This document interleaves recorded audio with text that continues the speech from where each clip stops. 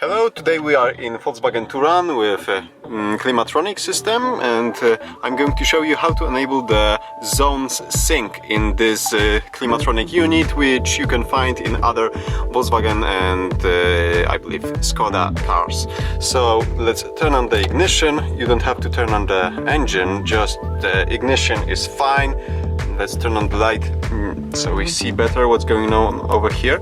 And you have two climatic zones, the left one, driver's sides, and the passenger sides. And you have to set temperatures separately for those zones, because this is dual zone climate control.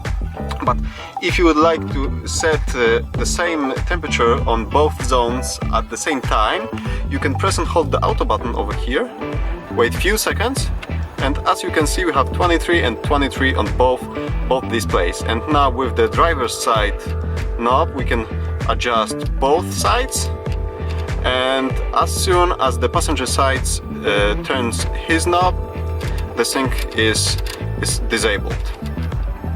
Okay, that's it. Thank you for watching. Check my other tutorials for more Volkswagen and other brands tutorials. Give me a thumbs up if this video helped you, and see you soon.